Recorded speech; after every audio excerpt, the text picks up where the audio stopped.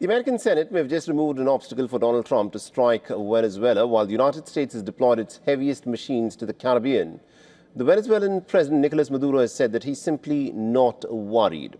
So what is brewing in the waters of the Caribbean? Take a look at this report.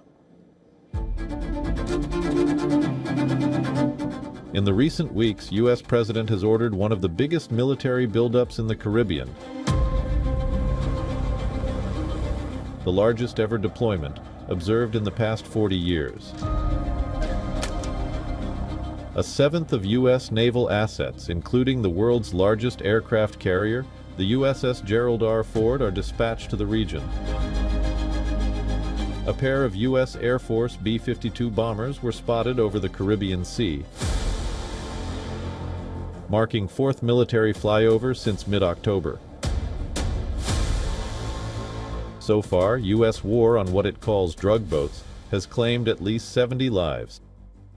Washington says it has successfully struck at least 18 vessels in the Pacific and Caribbean region. Now, the Trump administration seems to be weighing its military options, especially after U.S. Senate Republicans blocked a resolution that would have prevented Trump from attacking Venezuela without congressional authorization. So, Mr. President, thank you for what you're doing. On behalf of all those Americans who will be saved from these poisonous drugs. Venezuelan president says he is not worried and that U.S. military advances won't disturb the country.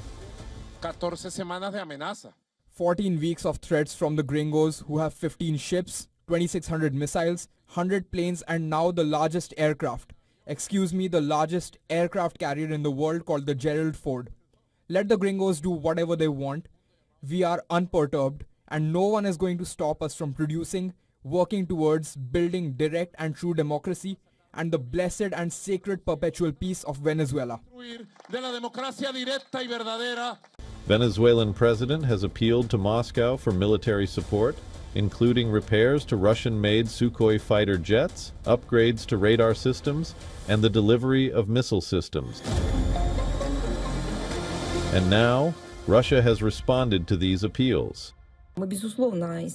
We reaffirm our firm support for the Venezuelan leadership in protecting its national sovereignty. In the context of the current situation, we are in close ongoing contact with our Venezuelan friends. Russia demonstrates unwavering solidarity with Venezuela and is prepared to respond appropriately to Caracas's requests.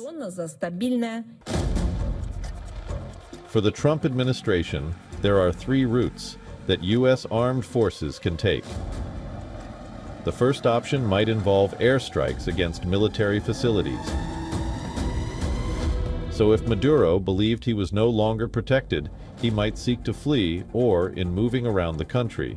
A second approach envisions sending special operations forces, such as the Army's Delta Force or the Navy's SEAL Team 6, to try to capture Maduro.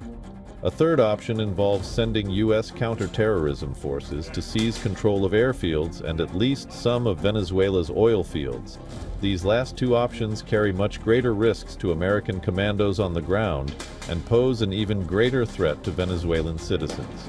While Trump himself believes that Maduro's days are numbered, will he undertake a military operation against Venezuela?